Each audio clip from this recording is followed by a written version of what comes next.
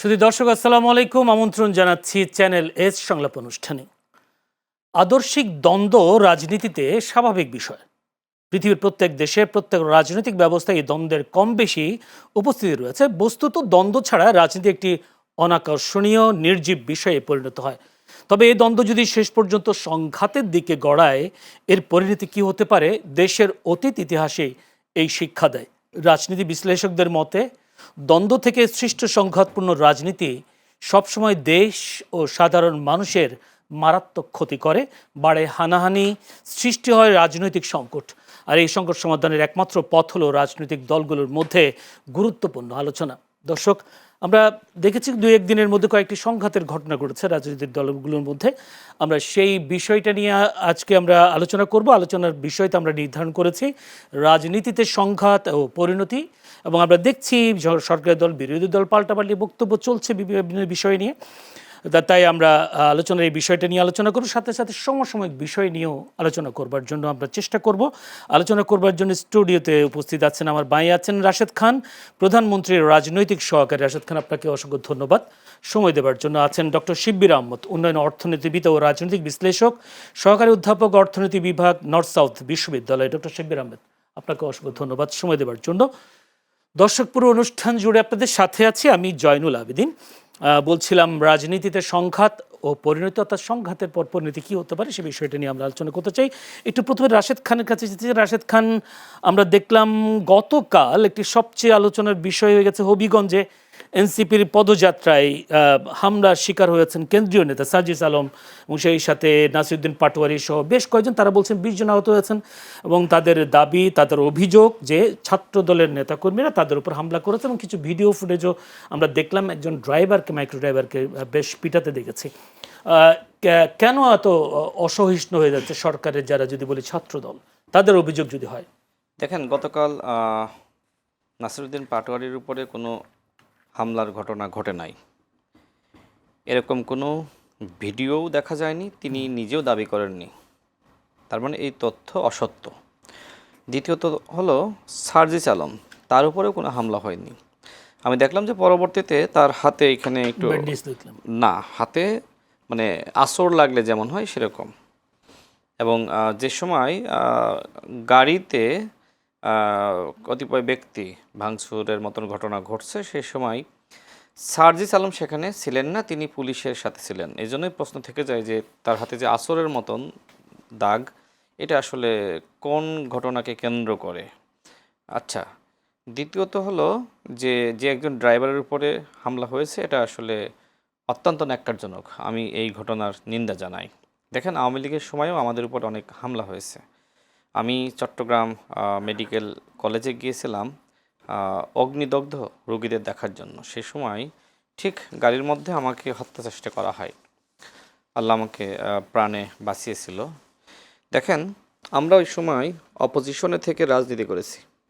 আমাদের ভাষার মধ্যে সহনশীলতা ছিল, এবং আমাদের উপর যখন আক্রমণ হচ্ছিল তখন আসলে অ্যাজ এ ভিকটিম মানুষ আমাদের প্রতি সহানুভূতি দেখাচ্ছিল। আর এখন যেটি হচ্ছে, দেখেন, যারা সরকারি দলে এবং যারা অপোজিশনে, সবাই কিন্তু গণঅভ্যুত্থানের শক্তি।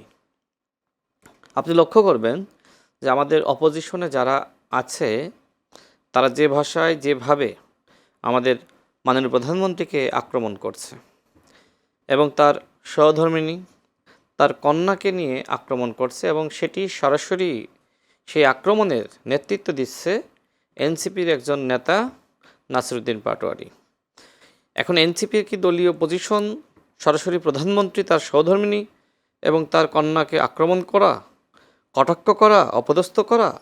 এইটা যদি নতুন বন্দোবস্ত হয়, কালকে সমাবেশ এটা হয়েছে, জি, নতুন বন্দোবস্ত হয়, তাহলে এটাকে আমি নতুন বন্দোবস্ত বলবো না। এনসিপি নতুন বন্দোবস্তের নামে মূলত নতুন ভণ্ডবস্ত করছে। এটা অত্যন্ত দুঃখজনক। তাদের কাছ থেকে আমরা অনেক বেশি ইতিবাচক রাজনীতি প্রত্যাশা করেছিলাম। আচ্ছা, দেখেন, এই যে এনসিপি জুলাই পদযাত্রা, এর উদ্দেশ্য কী? এর উদ্দেশ্য হলো যে গণহত্যার বিচার চাওয়া, এরপরে রাষ্ট্রের সংস্কার, তাই না? এটি তো মূল উদ্দেশ্য। কিন্তু তাদের মূল বক্তব্য কী? যে এলাকায় যাচ্ছে ওই এলাকার এমপিকে তারা গালিগালাজ করছে। কোনো এলাকা মানে নাই যেখানে তারা গিয়েছে কিন্তু গালিগালাজ করে নাই। তার মানে স্থানীয় এমপি বা ওই এলাকার মন্ত্রী যিনি আছেন, ওই এলাকা থেকে নির্বাচিত সাংসদ, তারা তাদেরকে টার্গেট করেছে। মানে কখন দেখেন, একদম শেষ সময়ে, প্রোগ্রামের শেষ সময়ে গালি দেয় আর গাড়িতে উঠে মোটামুটি চলে আসে। তো এরকম বিভিন্ন জায়গায় মানে গালি দিয়েছে এবং গাড়িতে উঠে চলেও আসতে পেরেছে। কিন্তু হবিগঞ্জে গালি দেওয়ার পরে হবিগঞ্জের বিক্ষুব্ধ যারা আসলে রাজনৈতিক কর্মী বলেন আর সাধারণ মানুষ বলেন, যারা অত্র এলাকার এমপিকে ভোট দিয়ে নির্বাচিত করেছে, তারা আসলে বিক্ষুব্ধ হয়ে উঠেছে এবং বিক্ষুব্ধ হয়ে উঠে তারা আসলে এক ধরনের বলা যায় যে বিক্ষুব্ধ আচরণ করেছে এবং এইটা অবশ্য অনাকাঙ্ক্ষিত, আমি বলেছি। কিন্তু প্রত্যেকটা ক্রিয়ার এক একটা প্রতিক্রিয়া থাকে। আপনি প্রত্যেকটা জায়গায় যাবেন, গালিগালাজ করবেন আর আপনি মনে করবেন যে আপনাকে কেউ কিছু বলবে না। বাংলাদেশের পলিটিক্স এত সাধু না। দেখেন, শেখ হাসিনার পতন হয়েছে কিসের কারণে? একটা শব্দের কারণে, একটা লাইনের কারণে, তাই না? এখন এনসিপি বলছে যে আমরা শব্দের রাজনীতি করছি, মানে গালির রাজনীতি করছি। আপনিও শব্দের রাজনীতি করেন, শব্দের বিপরীতে শব্দ। মানে আপনি আমাকে গালি দিচ্ছেন আর আমি আপনাকে গালি দিব। আমি দেখলাম যে এনসিপির একজন নেত্রী, তিনি এই ভাষায় লিখেছেন যে শব্দের বিপরীতে আপনি শব্দ ব্যবহার করেন। মানে আপনি আমাকে গালি দিচ্ছেন, আমি আপনাকে গালি দিব। What is this? আচ্ছা ঠিক আছে, ধরেই নিলাম যে আমি ভাইকে গালি দিয়েছি, ভাই আমাকে গালি দিলেন, তাই না? কথার কথা। কিন্তু আরেকটা টকশোতে মনে করেন যে মানে আমি একজনকে গালি দিলাম, সে এসে আমাকে গালি দিল না, আমাকে এসে থাপ্পড় মেরে দিল। ঠিক এরকম ঘটনা ঘটছে। তো তারা বিভিন্ন জায়গায় গালি দিয়েছে। ওই এলাকায় যারা স্থানীয় প্রতিনিধি, তারা এটাকে আসলে আমি মনে করি যে হামলা এটাকে করেছে। তারা হ্যান্ডেল তারা করেছে। কি কোনো রাজনৈতিক কিন্তু দলের কর্মী সব কিনা? এলাকায় তো আপনি এটাকে আসলে কন্ট্রোল করতে পারবেন না। জি, না, কারণ তারা কি রাজনৈতিক দলের কর্মী না? আপনি কি কি মনে করেন? যারা সবাই তো বিক্ষুব্ধ? রাজনৈতিক দলের কর্মী হইতে পারে না। জি। কিছু বিক্ষুব্ধ মানুষও থাকে যারা আপনার এলাকার জনগণ থাকে। আচ্ছা, যারা এমপি নির্বাচিত হয়েছে, সেটা আপনার বিএনপি বলেন, জামাত বলেন, এনসিপি বলেন, শুধুমাত্র দলের কর্মীরা ভোট দিলেই কি সে এমপি হয়? যার সমর্থকও আছে। সমর্থক আছে, সাধারণ মানুষ আছে, তারাও তো ক্ষুব্ধ হচ্ছে যে আরে আমরা এই এমপিকে ভোট দিয়ে নির্বাচিত করেছি আর তুমি প্রতিদিন গালি দিতেছো।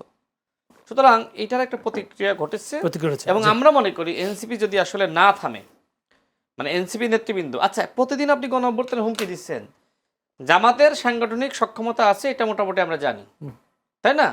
আচ্ছা, এনসিপি তো সেই অবস্থানও নাই। এই যে আপনি বিশাল হ্যাডাম নিয়ে আপনি গিয়েছেন হবিগঞ্জে, আপনার সাথে তো 10-12 জনের বেশি লোক নাই। আপনি যে বললেন যে মোকাবেলা হবে, তাই না? নাসিরউদ্দিন পাটোয়ারি গতকালই বলেছে যে মামুরা এইবার মোকাবেলা হবে, হ্যাঁ এইবার আমরা বাটাপ দিব, এই ধরনের ভাষা ব্যবহার করেছে। আচ্ছা, নুরুল হক নূরকে উস্কে দিয়ে সে মানুষকে যে নুরুল হক নূরকে যেখানে পাবেন সেখানেই জুতা পেটা করবেন, এই নাসিরউদ্দিন পাটোয়ারি বলেছে। নাসিরউদ্দিন পাটোয়ারিকে মানুষ উল্টো জুতা পেটা করতেছে। আমার কথা হলো, এটা শেষ কথা, আমার কথা হলো, এরা যেভাবে বিভিন্ন এলাকায় গিয়ে ওই এলাকার জনপ্রতিনিধিকে গালিগালাজ করতেছে, ওই এলাকার বিক্ষুব্ধ জনতা এই নাসিরউদ্দিন পাটোয়ারিদেরকে যে ঝেঁটিয়ে বিদায় করতেছে না, মানে ঝাঁটা এবং বারণ্যে মিছিল করতেছে না, এইটাই তো তাদের জন্য সৌভাগ্যের। তারা যা শুরু করেছে অবশ্যই এর পরিণতি তাদেরকে ভোগ করা লাগবে। অসংখ্য ধন্যবাদ রাশেদ খান। একটু যেতে চাই ডক্টর শিব্বির আহমেদ, আপনি কি মনে করে আসলে নাসিরউদ্দিন পাটোয়ারি এবং সার্জিস আলম, আমি দেখলাম সমাবেশে তারা আসলেই বেশ উত্তেজিত উত্তাল ভঙ্গিতে বা মানে বলছিলাম যে মানে ঘায়েল করার জন্য যে বক্তব্যগুলো দিচ্ছিল, যেটা বলছিলেন রাশেদ খান, উস্কানিমূলক বক্তব্য যেটা বলা যায়, উস্কানিমূলক বক্তব্য নাসিরউদ্দিন পাটোয়ারি একদিন না দীর্ঘদিন ধরে দিয়ে যাচ্ছেন। এই হামলার জন্য কি নাসিরউদ্দিন পাটোয়ারি বা সার্জিস আলম দায়ী কিনা, আপনার কি মনে হয়? ধন্যবাদ আপনাকে, আমার সমালোচককেও ধন্যবাদ। দেখেন, একটা হচ্ছে আমাদের এক্সপেকটেশন কি আর একটা হচ্ছে প্র্যাকটিস কি হচ্ছে। বাংলাদেশের রাজনীতিতে আসলে বাংলাদেশের রাজনীতির ইতিহাস হচ্ছে ভায়োলেন্সের ইতিহাস। ওর উপর হামলা করছে, এর উপর হামলা করছে, এবং এই ফেসিবাদী আমলে এই কালচারটা তীব্র পর্যায়ে চলে গেছে, যেখানে ইভেন সাবেক প্রধানমন্ত্রী খালেদা জিয়ার গাড়ি বহরে পর্যন্ত হামলা করেছে, নির্বাচিত এমপিদের উপর হামলা করেছে। এ ধরনের ঘটনা ঘটেছে, যেগুলো এক্সট্রিম পর্যায়ে চলে যাওয়ার কারণে আমরা কিন্তু একসময় প্রতিবাদী হয়েছি এই সরকারকে হটানোর ব্যাপারে। এখন আওয়ামী লীগ যেটা করেছে, যে আমাদের প্রত্যেকটা ইনস্টিটিউশনও ধ্বংস করেছে, আমাদের রাজনৈতিক কালচারও ধ্বংস করেছে। ধরেন একটা পর্যায়ে আপনি এই গত এই ফেসিবাদী পিরিয়ডের আগে কখনো এইটা দেখেন নাই যে ধরেন কোনো একজন সাবেক প্রধানমন্ত্রী রাস্তা দিয়ে বহন নিয়ে যাচ্ছেন, তার গাড়ি বহরে এসে কেউ হামলা করছে, এইটুক রেসপেক্ট অ্যাটলিস্ট করতো, বা প্রসিদ্ধ একজন নেতাকে এভাবে এই রেসপেক্টটা করতো। কিন্তু আওয়ামী লীগ এই জিনিসটা নষ্ট করে গেছে। এবং এই জন্য আমি বলেছিলাম, যে আমি লিখেছিলাম ডেইলি স্টারে, যে এই ইন্টারিম গভর্নমেন্ট যখন দায়িত্ব নিয়েছে, যে আমাদের একটা আওয়ামিফিকেশন প্রসেসের মধ্য দিয়ে যাওয়া দরকার। এই জার্মানিতে যেমন ডিনাজিফিকেশন হয়েছিল, যে নাজিদের যে আচার আচরণ, বিহেভিয়ার, স্লোগান, বক্তৃতা, বিবৃতি, সিম্বল, এই প্রতীক, এই জিনিসগুলো নিষিদ্ধ করা হয়েছিল এবং একটা রি-এডুকেশনের মধ্য দিয়ে মানুষকে নিয়ে যাওয়া হয়েছিল যাতে করে এই আচরণগুলো বদলায়। এখন আমাদের রাজনীতিতে ফেসিবাদী আমলে যেই অসহিষ্ণুতার রাজনীতি শেখানো হয়েছে, এইটার জন্য আমাদের দরকার ছিল সরকার থেকে, রাজনৈতিক দল থেকে একটা ডিআওমিফিকেশনের মধ্য দিয়ে যাওয়া, রাজনৈতিক দলের নেতাকর্মীদেরকে একটা লেসনের মধ্য দিয়ে, রি-এডুকেশনের মধ্য দিয়ে নিয়ে যাওয়া, যে ধরেন কথার কথা আমরা এখনও স্লোগান দিয়ে মুখের চামড়া তুলে ফেলবো, আমরা এ টাইপের, ধর মেরে ফেল, ফাঁসি দে, এ ধরনের যে ফেসিবাদী স্লোগান, বা টকশোতে এসে জিব্বা কেটে ফেলবো, এ ধরনের যে ভায়োলেন্ট কমিউনিকেশন আমরা করি, এইটা কিন্তু পরবর্তীতে নেতাকর্মীদের উপর আচর করে এবং তারা কিন্তু ওই ভায়োলেন্ট একটাই সত্যি সত্যি করে। আপনি দেখেছেন যে এই নাসিরুদ্দিন পাটোয়ারির এই ঘটনা ছাড়াও রিসেন্ট টাইমে অনেকগুলো জায়গায় নির্বাচিত এমপিদের উপরও হামলা হয়েছে, অনেক জায়গায় মব অ্যাটাক হয়েছে।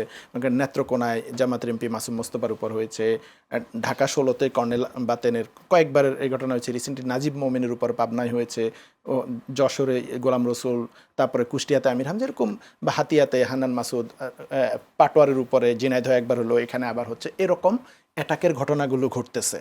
এখন রাজনীতিতে এইটা আমাদের সহিষ্ণুতাটা তৈরি করবার দরকার আছে। সরকার দল, বিরোধী দল, দুই দলের দুইটা জায়গায়। ভাষার ক্ষেত্রে আমরা কিভাবে নন ভায়োলেন্ট কমিউনিকেশন করব, যে আমার ভাষা যেন ভায়োলেন্টকে উস্কায় না দেয় এবং আমার ভাষা যেন ভায়োলেন্ট না হয়। আমি টকশোতে এসে কাউরে বলবো না জিব্বা কেটে ফেলবো, কেউ যদি বলে নৌকা ধানের শীষ, দুই সাপের একই বিষ। আমি এই ভায়োলেন্ট হব না, কাউকে উস্কানি দিব না, এটা যেমন ইম্পর্টেন্ট। আবার একই সাথে কথার বিপরীতে আমি তাকে পাল্টা শারীরিকভাবে আঘাত করব, এইটা শেখানোর আমাদের দরকার আছে। যেটা বলছিলেন যে একজন নির্বাচিত এমপি যদি হয়, ওনার আসনে গিয়ে কেউ যদি ওনাকে খারাপ কথা বলে, সেখানে ওনার সমর্থক দলের নেতাকর্মীরা হামলা করতে পারে, এ ধরনের ঘটনা ঘটছে। কিন্তু এই জায়গাটা আমাদের এনশিওর করতে হবে। এইটা কিন্তু আমরা উল্টোটাও দেখছি, যে নির্বাচিত এমপির উপরে আবার অপোজিশনরা যারা হেরে গেছে তারা হামলা করতেছে সরকার দল বলে।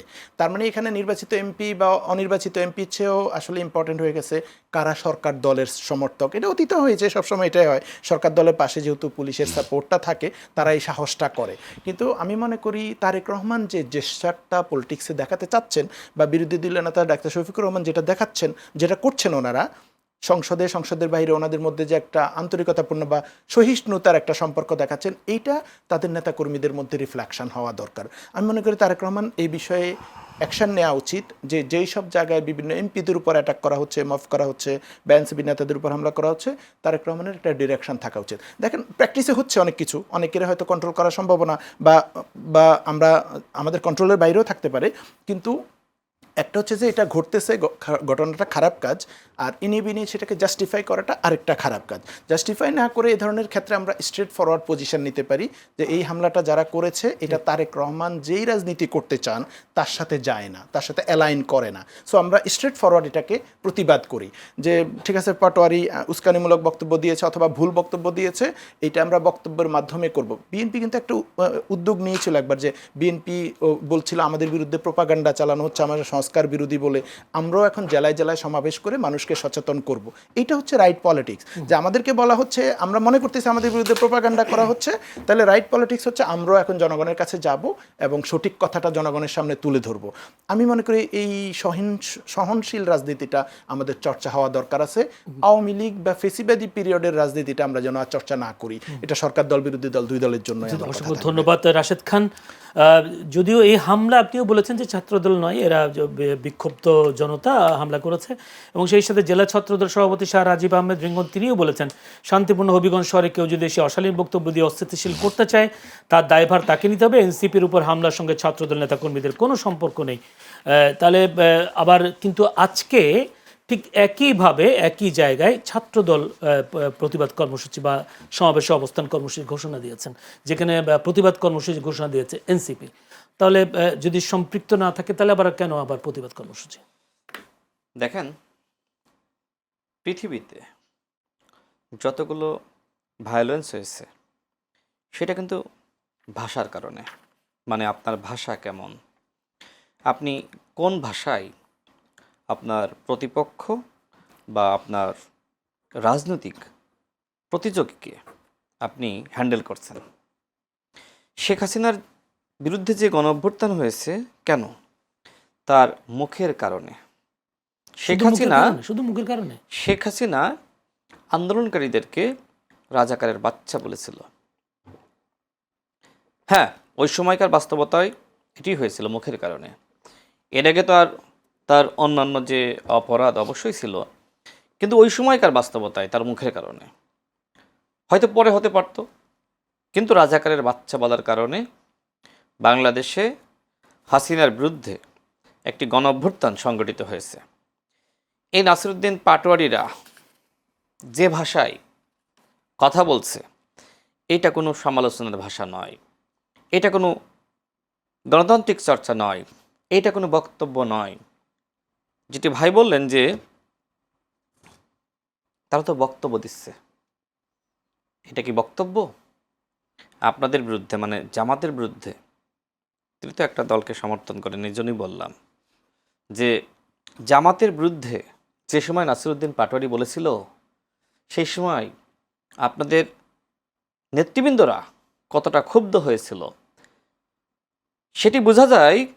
যে সময় জামাতের সেক্রেটারি জেনারেল সে ক্ষুব্ধ হয়ে বলেছিল বাপের থেকে বাড়তে চেও না, তাহলে বুঝতেই পারছেন যে কন্টিনিউ করলে কি হতো। কন্টিনিউ করলে শিবিরের হাতে এনসিপি নেতৃবৃন্দরা মার খাইতো, জামাতের হাতে এই নাসিরউদ্দিন পাটোয়ারিরা মার খাইতো। জামাতকে নিয়ে কি বলে নাই, সবই তো বলেছে। জামাত মুনাফেক, জামাত ভণ্ডামি করতেছে, জামাত সংস্কার চায় না, জামাত স্বাধীনতা সার্বভৌমত্বের জন্য হুমকি, জামাত মানচিত্রের জন্য হুমকি, জামাত ভারতের সৃষ্ট দল। কি বলে নাই বলেন? এমনকি জামাত যে নিজেদেরকে ইসলামিক দল দাবি করে সেটি নিয়ে প্রশ্ন তুলেছিল হাসনাত আবদুল্লাহ, জামাত কি ইসলামিক দল? তারপরে নাহিদ ইসলাম বলল জামাত সংস্কার চায় না, ভণ্ডামি করছে, পিয়ারের নামে প্রতারণা করছে, জামাতের নেতৃত্বে দেশে কোনো আন্দোলন সংগ্রাম হবে না, জামাতের নেতৃত্বকে মানুষ গ্রহণ করবে না। সেই নাহিদ ইসলাম জামাতের নেতৃত্বকে তিনি আসলে গ্রহণ করেছেন। এখন এই যে তাদের রাজনীতি, কখনো জামাতকে বেশিং করা, ভাগ পাইলে জামাতের কলে গিয়ে আদর আপ্যায়ন ভোগ করা, তাই না? আবার এখন বিএনপিকে যে ভাষায় ঘায়েল করতেছে, স্টপ, থামাইতে হবে, অন্যথায় ওই এলাকার যারা বিক্ষুব্ধ মানুষ। থামানোর পদ্ধতিটা কি এরকম কিনা, নাকি বক্তব্য? আমি তো আগেই বলেছি, হাসিনার বিরুদ্ধে একটা গণঅভ্যুত্থান হয়েছে, সেখানে আপনি 50টা জায়গায় গালি দিয়েছেন, কিচ্ছু হয়নি। 51তম জায়গায় গিয়ে আটকে গিয়েছেন। সব এলাকা তো একরকম না। আপনি ওই এলাকায় ঢুকবেন, ওই এলাকার এমপিকে গালি দিবেন, হুমকি দিবেন, যা ইচ্ছা তাই বলবেন, আর এলাকার মানুষ তারা কি চুপ করে বসে থাকবে নাকি? নাসিরউদ্দিন পাটোয়ারিকে, এনসিপিকে উচিত হবে তাকে দল থেকে বহিষ্কার করা। এনসিপি যদি নাসিরউদ্দিন পাটোয়ারিকে নিয়ে রাজনীতি করতে চায়, তাহলে যেখানেই যাবে সেখানে কিন্তু জনগণ ফুঁসে উঠতে পারে, বিক্ষুব্ধ হয়ে উঠতে পারে। যেখানে শহীদ প্রেসিডেন্ট জিয়াউর রহমান, তিনি জাতীয়তাবাদের আদর্শিক নেতা, তাকে পর্যন্ত গালি দিয়েছে। জিয়াবাদ, মুজিববাদ, সব বাদ, তুমি কোন?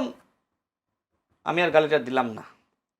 মানে কি বলবো আসলে, এখন তো আসলে মানে ওদের গালি দিলেও গালিরও লজ্জা হবে, ওরা যা শুরু করেছে। এখন আসলে প্রতিরোধ করা ছাড়া আর কোনো উপায় নাই।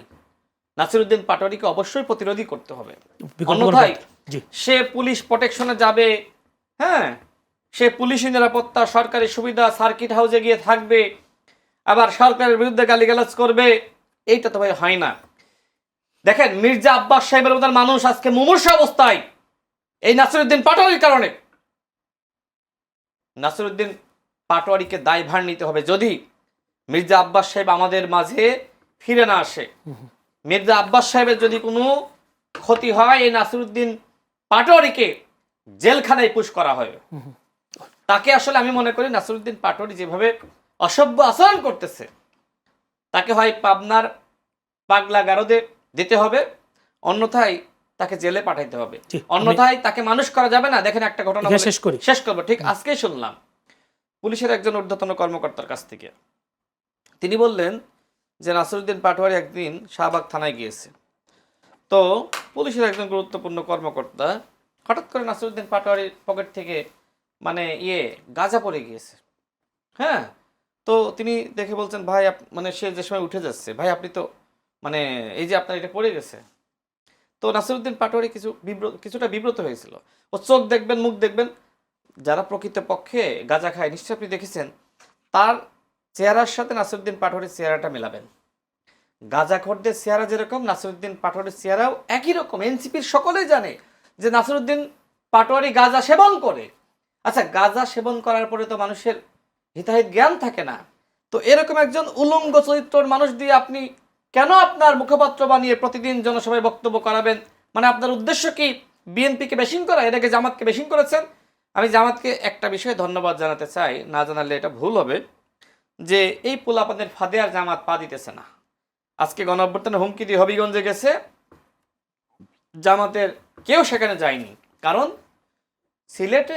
সিলেটে দেখেন সেখানকার যারা বিএনপি বলেন, এমনকি আওয়ামী লীগও বলেন, হ্যাঁ, বিএনপি জামাত আওয়ামী লীগ, সেখানকার মানুষের মধ্যে আলাদা একটা সম্প্রীতি আছে, এবং এটা সিলেটের বাস্তবতা, এটা মানতে হবে।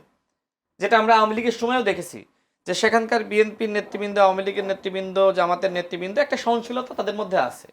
তো এই রাজনীতি যদি সারা বাংলাদেশে থাকতে ভালো হতো, নাই, সেটা আসলে অনাকাঙ্ক্ষিত, দুঃখজনক।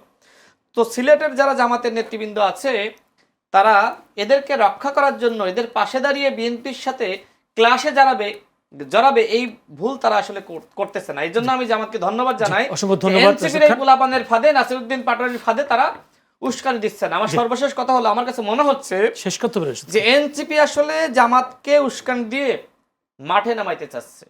তারা হয়তো এজেন্ডা নিয়েছে দেশকে আসলে বিকল করার, সেই এজেন্ডার অংশ হিসেবে বিভিন্ন জায়গায় তারা আসলে মার খাওয়ার জন্য একটা প্ল্যাটফর্ম তৈরি করতেছে, উস্কানি দিয়ে একটা ময়দান তৈরি করতেছে, তাই না?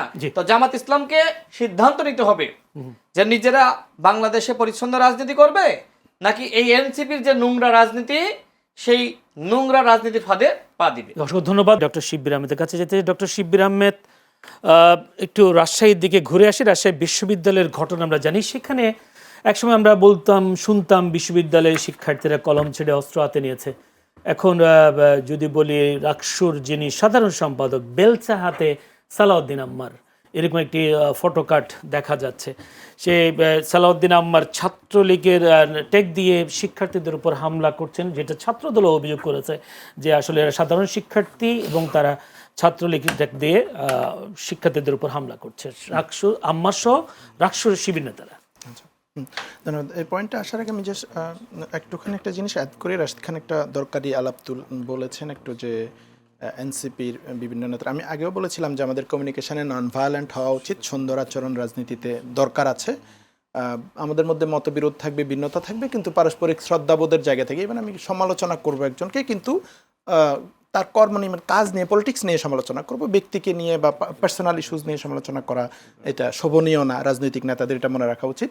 তো এখানে রাশিদ খান যেটা বলেন যে এই এনসিপির নেতাদের কথা উনি বলছিলেন যে এরা জামাতকে অনেক তীব্রভাবে সমালোচনা করেছিল এবং জামাতের নেতারা দু একজন বক্তৃতা ইশারা ইঙ্গিতে প্রতিবাদও করেছেন।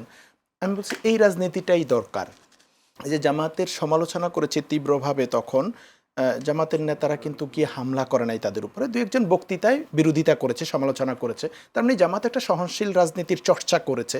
আমি মনে করি এই সহনশীলতাটা চর্চা করা দরকার, এবং সরকার দল হিসাবে বিএনপির দায়িত্ব আরও বেশি, যে আমরা পাওয়ারে আছি, আমাদের সহনশীলতার চর্চাটা আরও বেশি হওয়া দরকার। পাওয়ারে আছি বলেই একজনের উপর গিয়ে হামলা করে বসবো না। সে যদি ভুল বক্তব্য বা খারাপ বক্তব্য অথবা আমাদের ভাষায় যদি অশালীন বক্তব্য দিয়ে থাকে, তাহলে সেই জায়গায় ওই যে নেতাদের পক্ষ থেকে সতর্কতা দেয়া অথবা প্রতিবাদ জানানো, সে ধরনের প্রসেসে, সহনশীল রাজনীতির প্রসেসে যাওয়া দরকার। একটা জিনিস আমি জাস্ট বলে রাখি আর কি, মানে আমরা টকশোগুলোতেও যেন আমরা এটা মেনটেন করি। ধরেন একজন ব্যক্তি হয়তো গাঁজা খায়, আমি কিন্তু জানি না, কিন্তু টকশোতে যেহেতু সেই ব্যক্তিটা নাই, বেটার হচ্ছে আমরা এটা না বলা, যেহেতু আমি জানি না আসলে সে সত্যি গাঁজা খায় কিনা, কারণ সে এখানে ডিফেন্সটা করতে পারছে না। আমরা তার কাজ নিয়ে আলোচনা করি, তার বক্তৃতায় যে অশালীন কথা বলছে বা উস্কানিমূলক কথা বলছে সেটা সমালোচনা করি, কিন্তু সে ব্যক্তিগতভাবে গাঁজা খায় কিনা এটা না বলাই ভালো। রাজশাহীর ঘটনায় যেটা আসছেন, যে রাজশাহীতে আমরা দেখলাম একটা ভায়োলেন্ট ইভেন্ট হলো, বড় বিশ্ববিদ্যালয়গুলোর মধ্যে এটাই প্রথম ঘটনা এরকম। ছোটোখাটো দুই একটা জায়গায় এর আগে কিছু সংঘর্ষ দেখেছি। তো এই জায়গাগুলো আমি আমার অবস্থানটা বলি, সেটা হচ্ছে যে আমাদের ক্যাম্পাসগুলো ভায়োলেন্স মুক্ত থাকা দরকার আছে। কোনো ধরনের ভায়োলেন্স বা কোনো স্টুডেন্টের উপর টর্চার হওয়া, এই ধরনের ঘটনা ঘটা উচিত না। এটা আমাদের বিশ্ববিদ্যালয় প্রশাসনের পক্ষ থেকে এনশিওর করা উচিত। কোনো ধরনের ভায়োলেন্ট সিচুয়েশন যদি তৈরি হয় সেটা বন্ধ করা উচিত। এবং ছাত্র সংগঠনগুলোকেও আমি বলবো এ ব্যাপারে তাদের সতর্কতা দরকার আছে এবং তাদের উদ্যোগ দরকার আছে। সমন্বিত উদ্যোগও তারা নিতে পারে, যে আমরা প্রতিযোগিতা করব, পলিটিক্স করব, কিন্তু কোনো ধরনের ভায়োলেন্স করব না। এবং আমি মনে করি বাংলাদেশের বর্তমানে সবচেয়ে বড় ছাত্র সংগঠন হিসাবে ছাত্র শিবিরের এটা বড় দায়িত্ব, তারা মেনটেন করা উচিত। এবং সরকারি দলের ছাত্র সংগঠন হিসাবে ছাত্র দলেরও দায়িত্ব যে ক্যাম্পাসগুলো আমরা নিরাপদ রাখবো, অযথা ছোটোখাটো বিষয় নিয়ে ভায়োলেন্ট সিচুয়েশন ক্রিয়েট করব না। সালাউদ্দিন আম্মারের ঘটনাটা যেটা আসলে, আমি সালাউদ্দিন আম্মারের একটা যমুনা টিভিতে একটা টক শোতে তার আলাপ শুনেছিলাম। তারা যেটা বললো যে তাদের উপরে 6-7 জন লোক এসে, তারা রাকসু ভবনে বসা ছিল, সেখানে এসে তাদের উপরে হামলা করা হয়েছে। 6 জন হামলা করেছে, একজন ছবি তুলতেছিল এবং তাদের মধ্যে ছাত্রলীগের ছেলেরা ছিল বলে তারা দাবি করেছে। ছাত্রদলও সম্ভবত ছিল কি ছিল না আমি কনফার্ম না, বাট ছাত্রলীগের ছেলেরা এসে তাদের উপর হামলা করেছে ছাত্রদলের সহযোগিতায়, এরকমটা হয়েছে এবং তারা প্রতিরোধ করেছে। এবং তার ভাষায় যেটা সে বলেছে যে আমি যদি মার খেয়ে কান্না করতাম তাহলে আমাকে যারা সাপোর্ট করে, আমাকে যারা ভোট দিয়েছে, তারা আমার উপরে উল্টা দোষারোপ করতো যে তোমাকে 67%, ও বলেছে যে 67% ছাত্ররা তাকে ভোট দিয়েছে, তো এত জনসমর্থন নিয়ে ছাত্ররা তাকে নির্বাচিত প্রতিনিধি করলো, সেই নির্বাচিত প্রতিনিধিকে কেউ হামলা করতে আসছে, সে শুধু মার খাচ্ছে আর কান্না করছে, এটা তার জন্য শোভনীয় নয়, এই জন্য সে প্রতিরোধ করেছে। যেভাবেই হোক একটা সংঘাতের ঘটনা হয়েছে। যদি এটা হয় যে তাদের উপরে রাকসু ভবনে হামলা করা হয়েছে, তাহলে এটা প্রথম অপরাধ করেছে এবং এটার বিচার হওয়া উচিত। এবং তারা যে প্রতিক্রিয়া জানিয়েছে, সেই প্রতিক্রিয়াটার কতটুকু পর্যায়ে থাকা দরকার আছে, বা একটা ছাত্রনেতার আসলে এই হাতে ভেলসা নেওয়া উচিত কিনা, শোভনীয় কিনা, সেগুলো নিয়ে আলাপ করবার দরকার আছে। এখানে ছাত্রদের অভিযোগ করেছে তাদেরকে লাইব্রেরি থেকে ধরে নিয়ে এসে বিশ্ববিদ্যালয়ের পড়াশোনার পরিবেশ নষ্ট করেছে। এই অভিযোগটা করেছে, আমি দেখেছি। এখানে তারা যেটা বলেছে, দুই পক্ষেরই কথা আমি শুনলাম, দুই পক্ষের কথা, যে এদের উপর হামলা করেছে, এরা প্রতিহত করেছে বা প্রতিরোধ করেছে, সেই ক্ষেত্রে তারা হয়তো লাইব্রেরিতে আশ্রয় নিয়েছিল, সেখান থেকে ধরে নিয়ে এসে হামলা করেছে। আমি মনে করি কিছু জায়গাকে স্পেয়ার করা উচিত। কিছু জায়গা, ধরেন ইভেন যদি একটা ভায়োলেন্সও হয়, কিছু জায়গা থাকে না যেগুলো, ধরেন মসজিদে ঢুকলো কেউ একজন, আশ্রয় নিল কথার কথা, বা লাইব্রেরিতে ঢুকলো, এই জায়গাগুলোতে এই আশ্রয় নেওয়া অবস্থায় আপনি ঠিক আছে, আপনার উপর এরা অ্যাটাক করে, এখানে শত্রুরা, মানে আপনার উপর যারা হামলা করেছে, হামলাকারীরা এখানে আছে, সেক্ষেত্রে পুলিশকে কল করা বা তাদেরকে আইনানুগ ব্যবস্থা নিয়ে সেটা করা উচিত, রেদার দেন আমি লাইব্রেরির ভিতরে গিয়ে হামলা করতেছি, এটা করা উচিত না। কিন্তু একটা নির্বাচিত ছাত্র প্রতিনিধিদের উপরে এসে রাকসু ভবনে হামলা করছে, এটা সবচেয়ে জঘন্যতম অপরাধ হয়েছে। যারা এটা করেছে তাদের বিরুদ্ধে আইনানুগ ব্যবস্থা নেওয়া উচিত। এবং আমি মনে করি ছাত্ররা যদি সেখানে প্রতিরোধ করে, তাদের উপরে কেউ হামলা করতে আসলে, এই যে রাইট টু ডিফেন্স, এটা কিন্তু তাদের আছে। এখন এটা বলতে পারেন ডিফেন্সের কতটুকু হচ্ছে বা কোন পর্যায়ে ডিফেন্স করছে, সেটা নিশ্চয়ই আলোচনার ব্যাপার আছে। কিন্তু কোনো ধরনের উস্কানি ছাড়া এসে হামলা করা, এটা হচ্ছে প্রথম অপরাধ। এরপরে তার প্রতিক্রিয়া যদি কেউ প্রতিরোধ করে, সেটা অপরাধ হলেও গৌণ অপরাধ। কারণ আমাকে কেউ মারতে আসলে আমি যদি ফিরাই বা আমি যদি পাল্টা প্রতিরোধ করি, তাহলে দোষটা যে মারতে আসলো তার, এইটা হচ্ছে। তবে যদি এরকম হয় যে কেউ একজন ক্যাম্পাসে আসছে, না ডেফিনেটলি আইনের হাতে তুলে দিতে পারবে, কিন্তু যারা হামলা করতে আসছে, কেউ যদি হয় যে এমনিতেই ধরেন ক্যাম্পাসে যদি হলো যে কেউ একজন অপরাধী, তাকে ধরে আমি মার দিলাম, আমি এটা সমর্থন করি না, এটা করা উচিত না, তাকে তাহলে আইনের হাতে তুলে দেওয়া উচিত বা আইনানুগ প্রসেসে যাওয়া উচিত। কিন্তু কেউ যদি কারো উপরে হামলা করে, সরাসরি ফিজিক্যাল অ্যাটাক করে, তখন তার প্রতিরোধ করবার রাইট আছে, এটা আন্তর্জাতিক আইনেও স্বীকৃত। অসংখ্য ধন্যবাদ রাশেদ খান। সেই রাজশাহী বিশ্ববিদ্যালয়ের ঘটনায় আজকে ছাত্রদল মানববন্ধনও করেছে, সেখানে বলা হচ্ছে শিক্ষার্থীদের ছাত্রলীগ ট্যাগ দিয়ে আম্মা সহ শিবির নেতারা মারধর করেছে এমন অভিযোগ বিশ্ববিদ্যালয়ে ছাত্রদলের। কিন্তু মারধরের শিকার 3 জনের মধ্যে আবার নিষিদ্ধ ছাত্রলীগের সন্ত্রাসী কার্যক্রম সংক্রান্ত মামলায় গ্রেফতার করেছে পুলিশ। তাহলে কাদের কথা সত্য, শিবির না ছাত্রদলের? দেখেন, আগামীকাল যদি ডাকসুর বর্তমানে ভিপি সাদিক কায়েম এবং জিএস ফরহাদকে ছাত্রলীগ ট্যাগ দিয়ে ঢাকা বিশ্ববিদ্যালয়ের কতিপয় শিক্ষার্থীরা পিটায়, সেটা আসলে আপনার কাছে কেমন লাগবে? ঠিক আপনি ছাত্রলীগ ট্যাগ দিয়ে আপনি এইভাবে পিটাইতে পারেন না। রাইট টু ফ্রিডম ভাই যেটি বললেন, না, পিটানোর অধিকার আপনার নাই। আপনি আইনের দ্বারস্থ হতে পারেন, কিন্তু এইভাবে বেলসা দিয়ে রিডিং রুমের মধ্যে আপনি পিটাপিটি করবেন, মারবেন, আপনি পুরো তার মানে কাপড় খুলে নেবেন, এইটা তো একটা বিশ্ববিদ্যালয়ের জিএসের কাজ হতে পারে না। সে দেখি প্রায়ই আমাকে নিয়ে গালিগালাজ করে। এখন এই গালিগালাজ করার কারণে আমার সাথে যারা রাজনীতি করে, ঢাকা শহরে যারা থাকে, কখনো যদি তাকে পায় এবং কাপড় খুলে নেয়, তখন কি হবে? তখন কি হবে বলেন? আপনি তো একজনের কাপড় খুলেছেন, আপনি তো পথ দেখিয়েছেন। আপনি ঢাকা শহরে আমার পোলাপান পাইলে যদি আপনার কাপড় খুলে নাই, কই পালাবেন? ফেসবুকে লিখে বাঁচতে পারবেন? কিছু বলা হচ্ছে না, কিন্তু খুব বেশি দিন ছাড় দেওয়াও যাবে না। এদেরকে ছাড় দিলে এরা খেপা কুত্তা হয়ে যাবে, আর কুত্তাকে ভ্যাকসিন দিতে হয়। এই সকল লোকজনকে ভ্যাকসিন দেওয়ার প্রয়োজন আছে। ওই যে ভাই বলল রাইট টু ফ্রিডম, আমাকে গালি দিতেছে না, যা তা লিখতেছে না, তো এইটাই তো আমার রাইট। যে আমাকে ঘেউ ঘেউ করতেছে, ওকে থামিয়ে দেওয়া আমার রাইট। আপনি রাজশাহী বিশ্ববিদ্যালয়ে আপনাকে নাকি কে গালি দিয়েছে, কি করেছে, আই ডোন্ট নো, কোথাও এটা আসে নাই যে তাদেরকে মানে আক্রমণ করেছে। আপনারা শিবিরের ঘাঁটি রাজশাহী বিশ্ববিদ্যালয়, সেটাই মানুষ জানে। এবং আপনারা ডাকসু নির্বাচনে জিতেছেন, আর সেখানে ছাত্রলীগের কর্মীরা গিয়ে আপনাদের পিটাবে, ফাইজলামি করেন না? অতীতে আমরা দেখেছি যে আওয়ামী লীগের সময়ে এই আম্মারদেরকে কুত্তার মতো পিটিয়েছে, তাই না? আর এখন তারা কুত্তার মতন ছাত্রলীগকে পিটাচ্ছে ট্যাগ দিয়ে। এইটা তো ভাই হইতে পারে না। নতুন বাংলাদেশে এটা তো আইনের শাসন না। আর যদি পিটাইতে চান, আমরাও পিটাবো, কথা ক্লিয়ার। যদি আমাদেরকে ফেসবুকে এইভাবে গালিগালাজ করে মানে এরকম করতে চান, আমরা কয়জনকে থামাবো? নাসিরউদ্দিন পাটোয়ারিকে এখন কোথায় ছাড় দেওয়া যাবে? আপনি বলেন, তাকে ছাড় দেওয়ার কোনো সুযোগ আছে? কয় জায়গায় ছাড় দিবেন? আমি আগেই বলেছি যে বাংলাদেশের রাজনীতি এত সহজ না। হ্যাঁ, জামাত ইসলামকে বিএনপিকে ছাড় দিতেছে, কথা বক্তব্য কোন জায়গায় ছাড় দিতেছে। হ্যাঁ, জামাতের সাথে হয়তো বিএনপির সেই কথার চালাচালি আছে, কিন্তু এনসিপি কোথায় গিয়েছে? জামাতের নেতৃবৃন্দ বক্তব্য দিচ্ছে, ঠিক আছে, গণঅভ্যুত্থান হুমকি আপনি দেন, সমস্যা নাই, কিন্তু আপনি সরাসরি আপনি আক্রমণ করতেছেন কেন? আপনি আমাদের প্রধানমন্ত্রীকে আক্রমণ করতেছেন, এগুলো কি? তার যে বিনয়, আন্তরিকতা, তাই না? এইটা নিয়ে তো মাঝে মধ্যে দেখি জামাতের আমিরও আসলে সংসদে প্রশংসা করে, জামাতের অনেকেই প্রশংসা করে, কিন্তু প্রতিদিন তাকে নিয়ে গালিগালাজ করা, এটা জামাত এনসিপিকে দায়িত্ব দিয়েছে কিনা বা নাসিরউদ্দিন পাটোয়ারিকে দায়িত্ব দিয়েছে কিনা সেটি নিয়ে সন্দেহ আছে, অনেকে সেটি নিয়ে কথাবার্তা বলছেন। নতুন প্রশ্নে যাব। যাই হোক, এই বাংলাদেশে নতুন করে যে সাংঘর্ষিক রাজনীতি, সেটা রাজশাহী বিশ্ববিদ্যালয় থেকে আবার শুরু হয়েছে। এবং যেহেতু আম্মার শিবিরের রাজনীতি করে এবং জামাতের একজন সমর্থক, সুতরাং এই বাংলাদেশে নতুন করে এই যে কয়েকদিন ধরে আমরা দেখছি বেশ উত্তেজনা, এই উত্তেজনা কিন্তু ওই রাজশাহী বিশ্ববিদ্যালয় থেকেই শুরু হয়েছে। আমি সহনশীলতা বিশ্বাস করি, আমি সেই রাজনীতি কাম্য করি এবং সেটাকেই ধারণ করি, কিন্তু ইদানিং যে আচরণ ভাষা দেখতেছি রে ভাই, এইভাবে তো আসলে আমরা রাজনীতিতে টিকতে পারবো না। ওরা আমাদের প্রতিদিন গালি দিবে, তো আমরা কি চুপ থাকবো নাকি ভাই?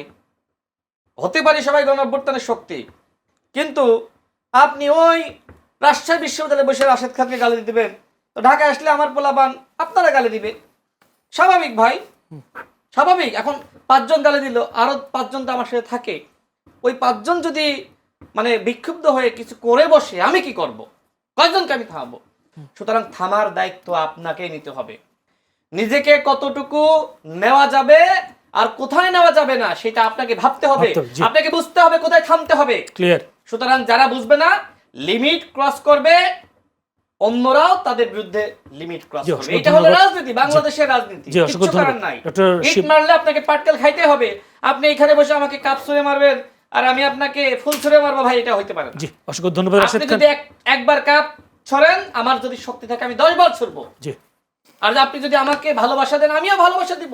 ওকে, ধন্যবাদ রাশেদ খান। যে ডক্টর শিবির আহমেদ সম্প্রতি বেশ একটি জামাতের একটা সিদ্ধান্ত নিয়েছে জামাতের বৈঠকে, সেটা ছিল জামায়াতের ইসলামীর প্যাডে দলটির সেক্রেটারি জেনারেল মিয়া গোলাম পরোয়ার স্বাক্ষরিত এক বিবৃতি বলা হয় যে 22 জুন সম্ভবত গার্লস বয়েজ স্কুলে অর্থাৎ গার্লস কলেজে পুরুষ জামায়াতের নেতারা চাকরি করতে পারবেন, আবার বয়েজ স্কুলে নারী জামায়াত নেতারা চাকরি করতে পারবে না।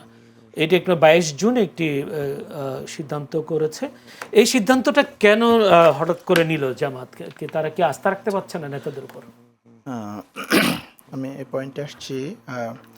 রাশেদ ভাই তো এখন প্রাইম মিনিস্টারের অফিসকেও রিপ্রেজেন্ট করেন এট দ্য সেম টাইম। এটা জাস্ট রাশেদ ভাইয়ের জন্য বলি আর কি, যে আমরা কমিউনিকেশনে নন ভায়োলেন্ট থাকি আর কি, এটা ভালো। যেটা অন্যদের ব্যাপারে বলছি সেটা নিজেদের মধ্যেও অবশ্যই আমি আপনার চর্চায় না করি। ধরেন রাশেদ ভাইকে কেউ রাজশাহীতে বসে গালাগালি করতেছে, যদি রাশেদ ভাই বলেন যে ঢাকা আসলে যদি আমার কেউ আপনার উপর হামলা করে বসে তাহলে এটা আমার দায় না, বা এই জায়গাটাই আমাদের, আমি বলেছি বিক্ষুব্ধ আচরণ। এই জায়গাটা আমাদের প্র্যাকটিসের মধ্যে নিয়ে আসতে হবে, যে আমাদেরকে গালাগালি করলে আমরাও পিটাবো, এই জায়গায় আমরা না যাই, এই চর্চাটা আমরা না করি।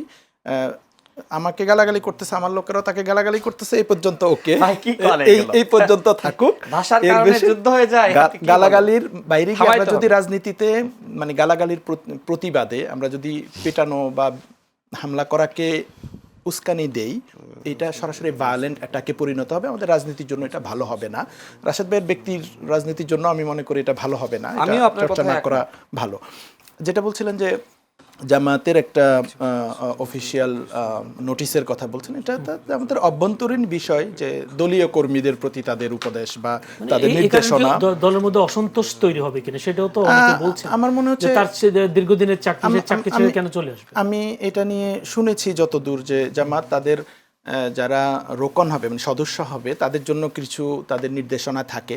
তারা কিছু কিছু প্রফেশনে যেগুলোর মধ্যে সন্দেহজনক, যেহেতু তারা একটা মোরালিটির চর্চা করে, রিলিজিয়ান বেসড একটা দল, ইসলামিক সংগঠন, সো তাদের কিছু মোরাল গ্রাউন্ড আছে। তাদের কর্মীদেরকে তারা কিছু জায়গায়, সন্দেহজনক জায়গায়, যেখানে তাদের কোনো ধরনের মোরাল জায়গায় দুর্বলতা তৈরি হতে পারে, সেই জায়গাগুলো তারা তাদের নৈতিক শিক্ষার একটা পার্ট হিসাবে মনে করে। সবার জন্য না, এটা জেনারেল সিটিজেনদের জন্য না, এটা তাদের সদস্যদের জন্য তাদের কিছু গাইডলাইন থাকতে পারে। আমি মনে করি না এটা পাবলিক ডিসকাশনের ইস্যুজ আছে। ধরেন দলের কর্মীদের জন্য তারেক রহমান বিএনপি কর্মীদের জন্য কিছু নির্দেশনা দিতে পারেন। কথার কথা তারেক রহমান এখন বলতে পারেন, এই আপনারা 10 জন এখন থেকে টকশোতে যাবেন না, ফর সাম রিজন, এটা তার একটা নির্দেশনা। অথবা টকশোতে গেলে এই টপিকে কথা বলবেন না, এভাবে বলবেন, ওভাবে বলবেন। এটাকে আমি এই ধরনের একটা গাইডলাইন হিসাবে মনে করি তার দলের কর্মীদের জন্য। যদি এটা অসন্তোষের ব্যাপার হয় তাহলে এটা তাদের দলের জন্যই ক্ষতি, যে দলের অনেক লোকেরা তাহলে দল ত্যাগ করে চলে যাবে।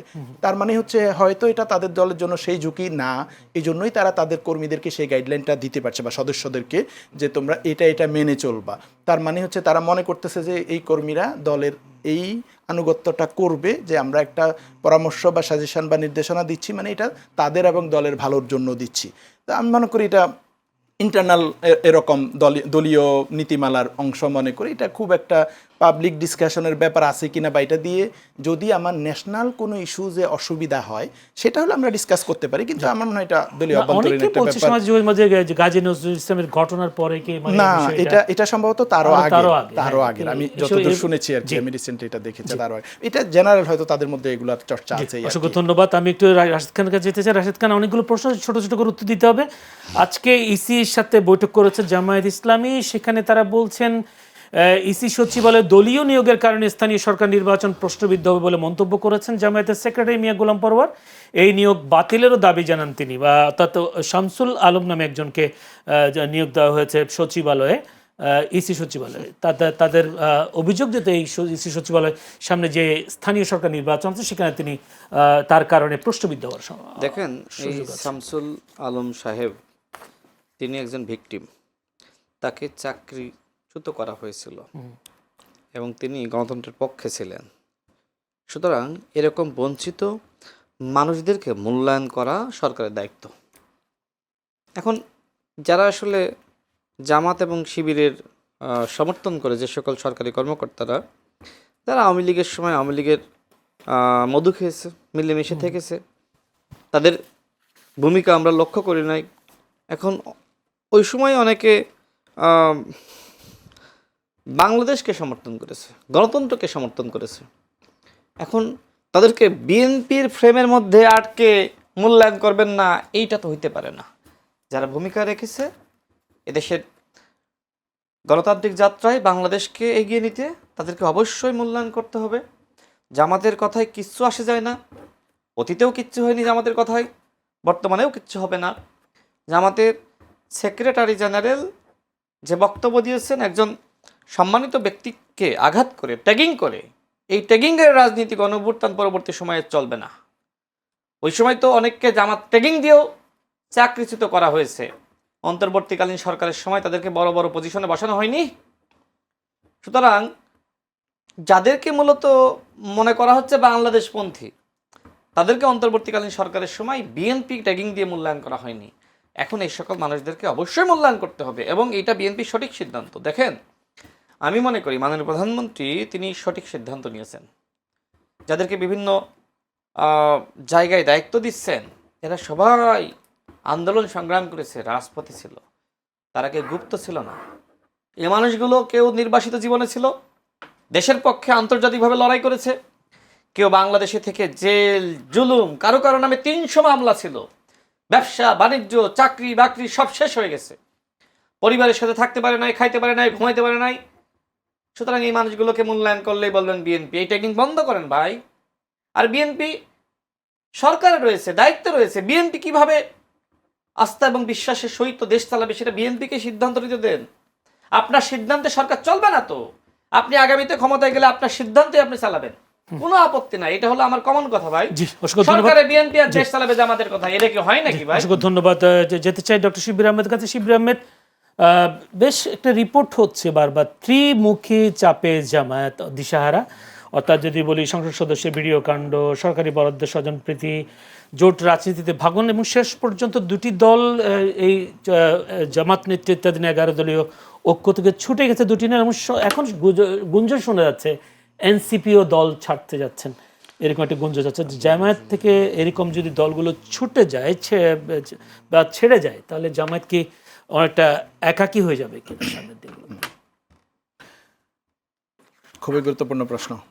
আমি একটু নির্বাচন কমিশনের জিনিসটা বলি, এটা গণতন্ত্রের জন্য খুবই ইম্পর্ট্যান্ট একটা ব্যাপার। কি সরকার তো অনেক প্রতিষ্ঠানেই দলীয় লোকজনদেরকে নিয়োগ দিচ্ছে, সেটার একরকম ইম্প্যাক্ট। নির্বাচন কমিশন যেটা হচ্ছে সরাসরি আমাদের গণতান্ত্রিক গণতন্ত্রকে এনশিওর করার প্রতিষ্ঠান, যে সামনে লোকাল গভর্নমেন্টের ইলেকশনগুলো আছে আর অন্য ইলেকশন আছে, এগুলো করবে। এখানে আসলে সবসময় সবাই দাবি করে একজন নিরপেক্ষ লোকজনরাই যেন নির্বাচন কমিশনে থাকেন।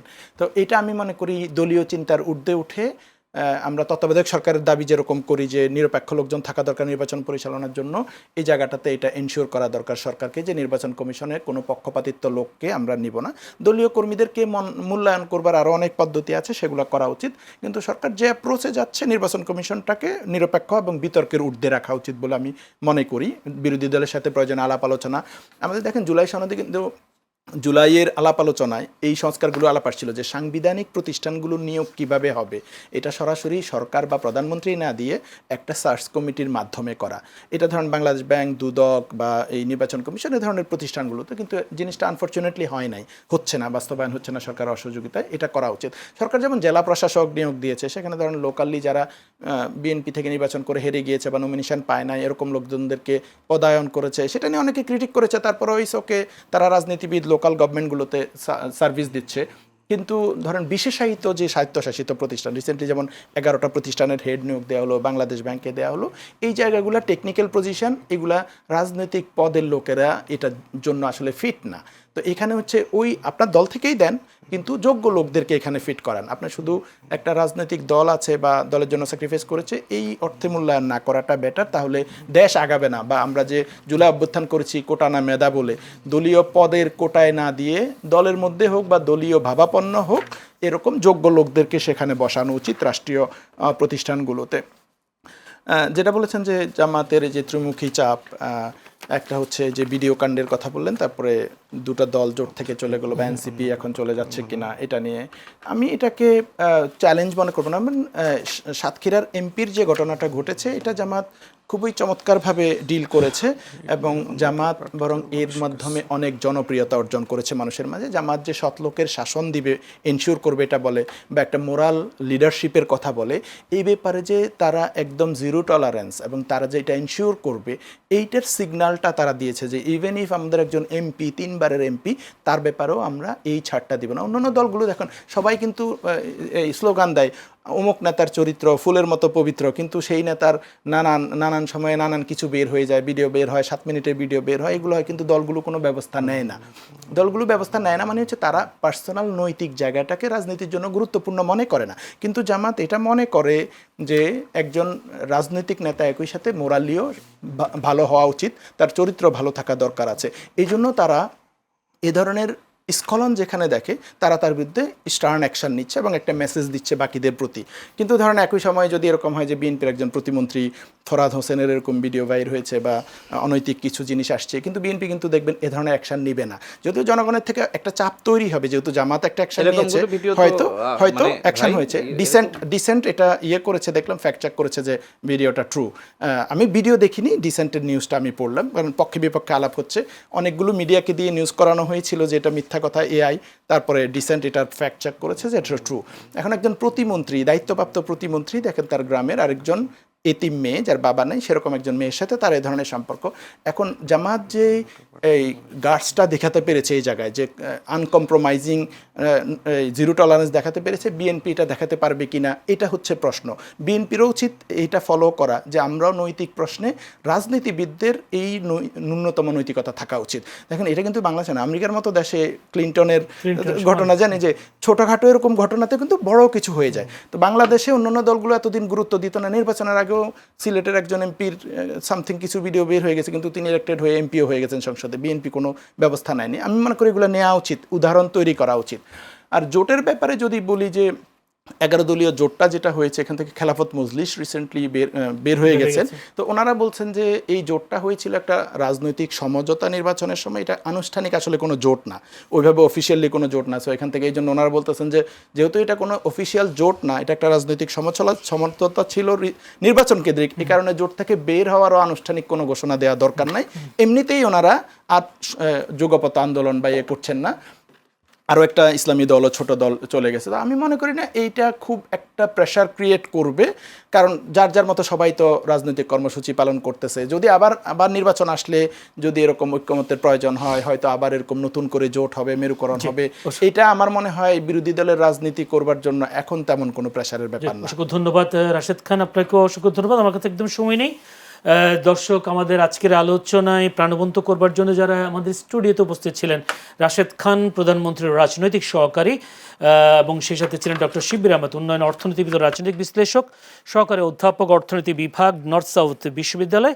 দুজনকে অসংখ্য ধন্যবাদ আজকের এই অনুষ্ঠানে সময় দেওয়ার জন্য। দর্শক, আপনারাও ধৈর্য ধরে আমাদের এই অনুষ্ঠান দেখবার জন্য আপনাদের প্রাণঢালা অভিনন্দন এবং শুভেচ্ছা জানাচ্ছি, এবং সেই সাথে আগামীকাল একই সময়ে চ্যানেলের সংলাপ অনুষ্ঠান দেখার আমন্ত্রণ জানিয়ে আজকের মতো বিদায় নিচ্ছি। ভালো থাকবেন সবাই।